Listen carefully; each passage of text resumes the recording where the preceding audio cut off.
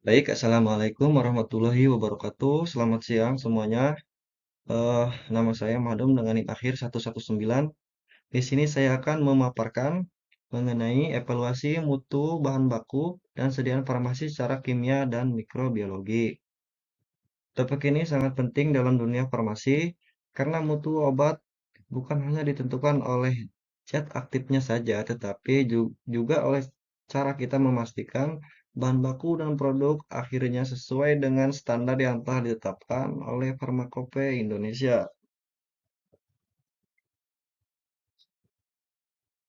Saya akan menjelaskan yang pertama ada apa itu evaluasi mutu, yang kedua parameter mutu bahan baku dan sediaan farmasi, yang ketiga ada metode analisis kimia dan fisikokimia yang umum digunakan, yang keempat pengujian mikrobiologi yang disyaratkan dalam Farmakope Indonesia.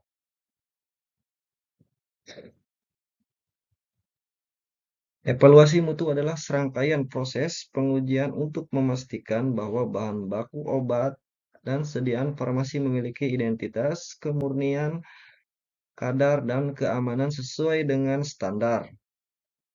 Tujuannya adalah agar setiap produk obat yang diproduksi aman, efektif, konsisten kualitasnya dari batch ke batch. Mutu obat menjadi tanggung jawab bagi industri farmasi karena jika mutu tidak terjamin maka bisa terjadi efek yang tidak diinginkan, penurunan efektivitas obat, bahkan membahayakan nyawa seorang pasien.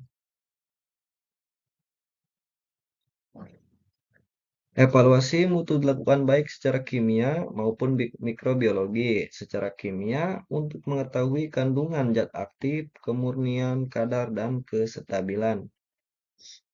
Secara mikrobiologi untuk memastikan bahwa produk bebas dari mikroorganisme, terutama untuk sediaan steril seperti injeksi atau infus. Selanjutnya, parameter mutu bahan baku sediaan farmasi yang umum oleh Farmakope Indonesia. Yang pertama ada identitas zat aktif. Ini dilakukan untuk memastikan bahwa bahan yang digunakan benar-benar zat yang dimaksud. Biasanya dilakukan dengan uji kesesuaian identitas menggunakan metode spektroskopi atau kromatografi. Yang kedua, kadar atau potensi. Uji ini menentukan berapa banyak zat aktif yang terkandung dalam sediaan. Kadar harus sesuai dengan label agar efek terapinya akurat. Yang ketiga ada kemurnian. Kemurnian ini meliputi uji cemaran logam berat, pelarut sisa, atau bahan pengotor lain. Misalnya kadar timbal, arsen, atau merkuri. Tidak boleh melebihi batas tertentu. Yang keempat ada pH. pH diuji khusus untuk sediaan cair seperti sirup, larutan injeksi, atau suspensi. Nilai pH mempengaruhi kestabilan dan kenyamanan penggunaan obat. Yang kelima ada bobot jenis dan viskositas. Ini penting untuk sediaan cair dan semi solid seperti krim atau gel. Bobot jenis memastikan konsistensi produk, sementara viskositas menentukan kekentalan yang sesuai. Yang keenam, ada kandungan air. Kandungan air umumnya ditentukan menggunakan metode Karl-Fischer. Terlalu banyak air dapat mempercepat degradasi zat aktif atau menumbuhkan mikroba. Yang ketujuh ada ukuran partikel. Ukuran partikel berlaku untuk sediaan padat atau suspensi. Ukuran partikel mempengaruhi kecepatan larut dan bioavailabilitas obat. Yang kedelapan ada stabilitas dan profil degradasi. Uji ini menentukan berapa lama obat bisa bertahan tanpa kehilangan efektivitas. Biasanya dilakukan melalui uji percepatan, stabilitas, atau akselerasi stabilitas tes. Yang terakhir ada kontaminasi mikrobiologi. Ya, kontaminasi mikrobiologi untuk memastikan tidak ada mikroorganisme berbahaya dalam sediaan baik steril maupun non steril. Semua parameter ini saling berkaitan untuk menjaga mutu produk dari awal proses hingga ke tangan pasien. Berikutnya ada metode analisis kimia dan fisikokimia menurut Farmakope Indonesia. Yang pertama ada spektrofotometri UV visible. Spektrum UV visible ini digunakan untuk mengukur kadar zat aktif berdasarkan penyerapan cahaya pada panjang gelombang tertentu. Contohnya, penyerapan cahaya pada pada penentuan kadar paracetamol atau vitamin C. Yang kedua ada spektrofotometri inframerah atau IR. IR digunakan untuk identifikasi struktur molekul berdasarkan serapan sinar inframerah. Sangat berguna untuk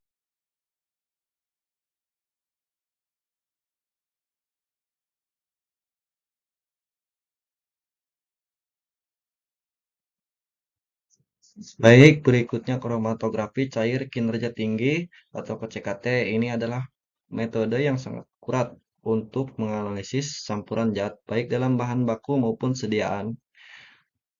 Dapat digunakan untuk menentukan kadar, kemurnian, dan deteksi pengotor.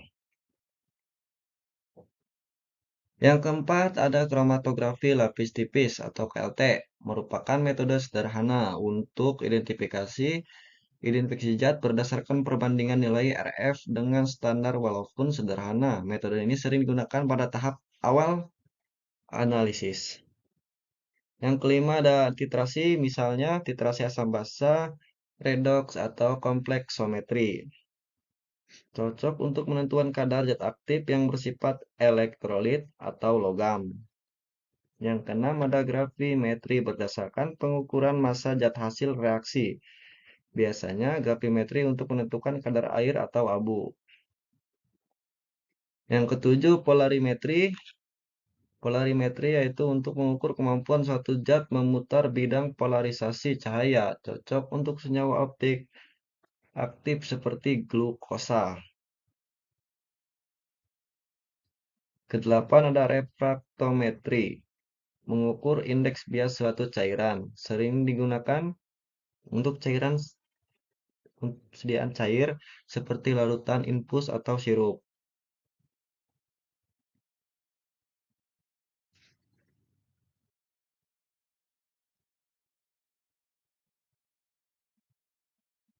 Berikutnya ada pengujian mikrobiologi.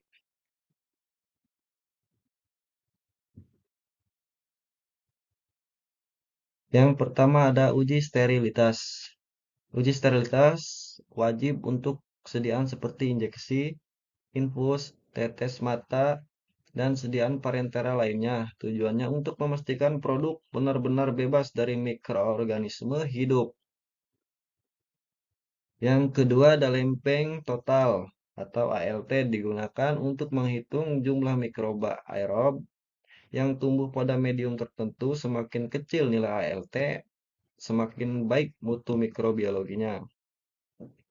Yang ketiga ada angka paling mungkin atau APM. Uji ini digunakan untuk memperkirakan jumlah mikroba dalam sampel cair, misalnya air untuk injeksi atau sediaan sirup. APM biasanya digunakan saat mikroba sulit dihitung secara langsung. Yang keempat, ada uji endotoksin bakteri. Uji ini menggunakan metode LAL atau Limulus amebocyte. Digunakan untuk mendeteksi adanya endotoksin yang dihasilkan oleh bakteri gram negatif yang bisa menyebabkan demam bila masuk ke tubuh manusia atau bisa kita sebut dengan virogen. Yang kelima ada uji cemaran mikroba spesifik. Uji ini dilakukan untuk memastikan sediaan tidak mengandung mikroorganisme patogen tertentu seperti Escherichia coli, Salmonella, Pseudomonas aeruginosa, Staphylococcus aureus, dan Candida albicans. Uji-uji ini membantu menjamin bahwa produk tidak hanya efektif, tetapi juga aman digunakan pasien, tanpa risiko infeksi atau efek samping mikrobiologis.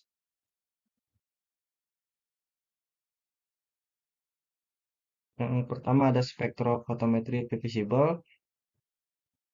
Prinsip metodenya, analisis fotometri berdasarkan absorpsi energi cahaya oleh molekul-molekul dalam daerah sinar tampak. Kemudian syarat sampel yang dapat dianalisis, senyawa yang memiliki gugus kromofor dan ausokrom.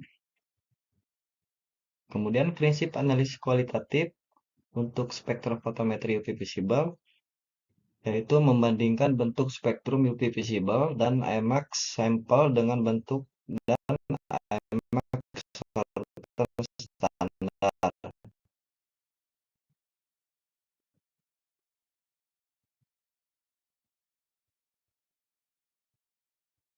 Dan prinsip menentukan serapan sampel ada faktor titik kritis. Gugus kromofor, lingkungan elektronik, sistem terkonjugasi, pelarut, dan gugus ausokrom. Dan untuk spektrofotometri inframerah dengan prinsip metode analisis fotometri berdasarkan absorpsi energi cahaya oleh molekul-molekul dalam daerah sinar tampak. Berikut syarat sampel yang dapat dianalisis. Senyawa dengan berdasar nilai bilangan gelombang yang khas yang dapat diserap oleh gugus fungsi. Berikut prinsip analisis kualitatif untuk spektrofotometri inframerah, membandingkan bentuk spektrum sampel dengan pembanding. Berikutnya prinsip analisis kuantitatif yang digunakan spektrofotometri inframerah. Memprediksi gugus fungsi yang dimiliki oleh sampel dan spektrum inframerah yang diperoleh menggunakan acuan dari literatur. Faktor-faktor yang mempengaruhi hasil analisis atau titik kritis dari spektrofotometri inframerah, yaitu kelembapan, pelarut, preparasi sampel, ketepatan interpretasi spektrum. Berikutnya untuk kromatografi cair kinerja tinggi atau KCKT dengan prinsip metode pemisahan senyawa berdasarkan interaksi antara fase diam dan fase gerak dan hasil pemisahan dideteksi menggunakan detektor ultraviolet visible. Syarat sampel yang dapat dianalisis, senyawa harus larut dalam pelarut fase gerak, misalnya metanol, asetonitril, air, buffer. Prinsip analisis kualitatif untuk KCKT yaitu bandingkan waktu retensi dan bentuk puncak. Prinsip analisis kuantitatif untuk KCKT gunakan luas puncak kromatogram dibandingkan dengan kurva kalibrasi. Untuk faktor yang mempengaruhi hasil analisis yaitu komposisi fase gerak, suhu kolom, tekanan, volume injeksi, dan kondisi kolom. Berikutnya KLT dengan prinsip metode pemisahan senyawa dalam campuran berdasarkan absorpsi senyawa pada fase diam dan migrasinya oleh fase gerak. Syarat sampel yang dapat dianalisis dengan KLT yaitu campuran sederhana senyawa dengan warna atau yang dapat divisualisasi. Prinsip analisis kualitatif untuk KLT yaitu membandingkan nilai RF sampel dengan pembanding. Berikutnya prinsip analisis kuantitatif untuk KLT. Bercak dikerok kemudian dilarutkan dalam pelarut sesuai dan tentukan kadarnya dengan spektrofotometer. Berikutnya ada faktor yang mempengaruhi hasil analisis atau titik kritis dari KLT, yaitu ada jenis pelarut, pastinya saturisasi ruang, teknik spotting, visualisasi, dan kualitas plat.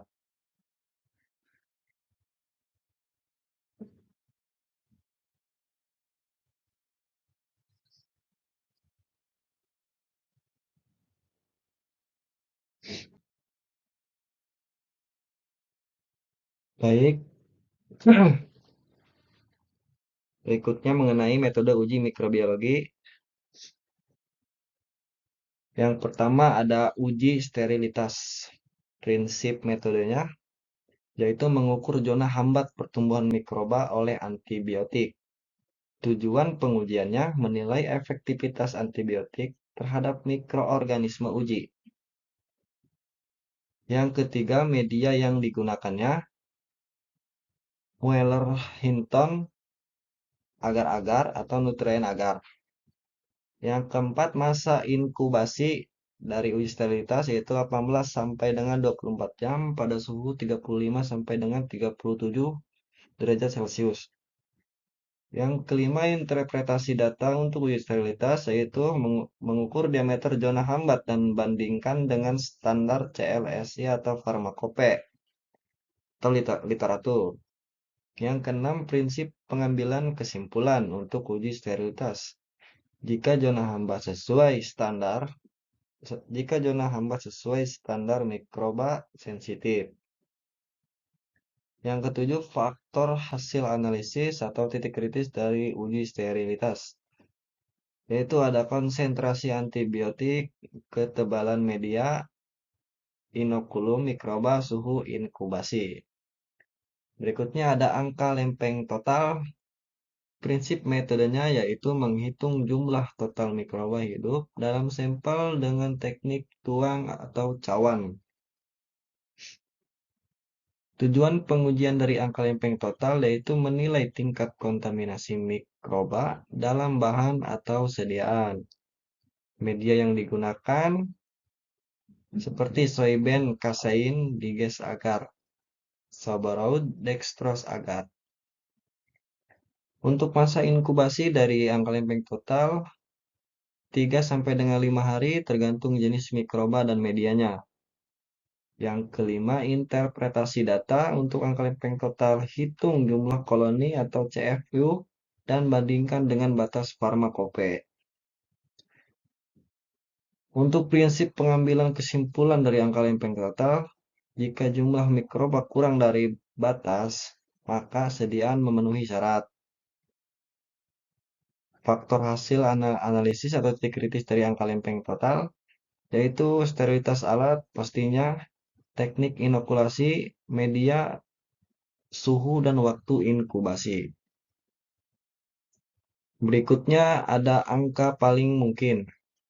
Dengan prinsip metodenya, estimasi jumlah mikroba berdasarkan pertumbuhan dalam tabung seri pengenceran. Tujuan pengujiannya untuk menilai kontaminasi mikroba dalam sampel cair atau semi padat.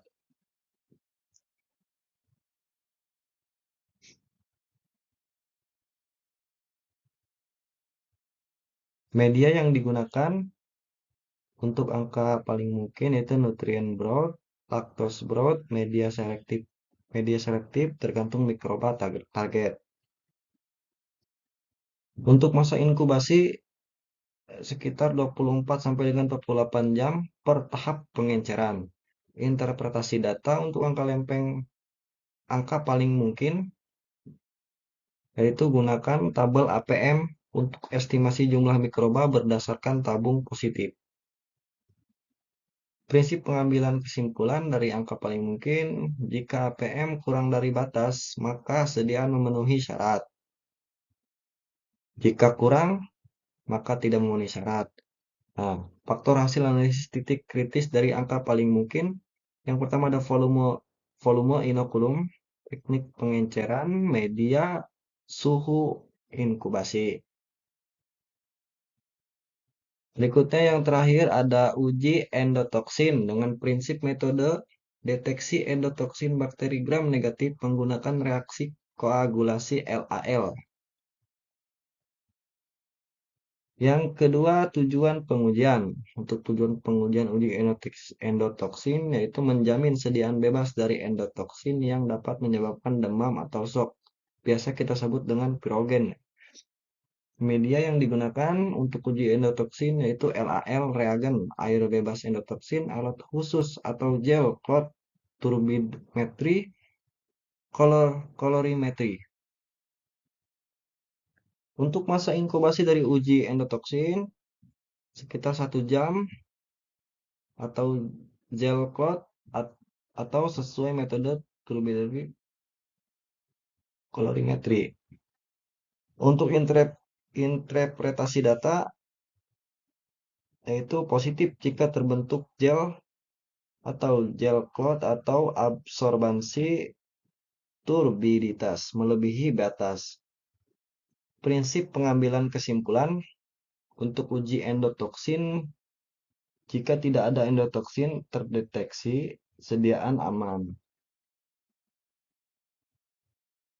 Untuk faktor hasil analisis titik kritis uji endotoksin, yaitu kontaminasi alat, suhu reaksi, kualitas reagen LAL, interferensi senyawa sampel.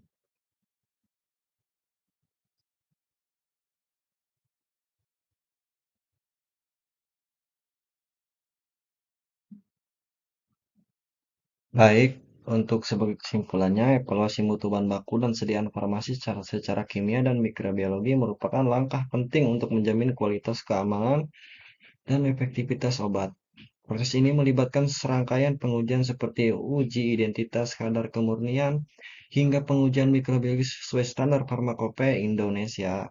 Dengan demikian, pengawasan mutu bukan hanya formalitas, tetapi bagian penting dari Good Manufacturing Practice atau GMP yang menjamin setiap obat yang sampai ke tangan pasien benar-benar memenuhi syarat mutu.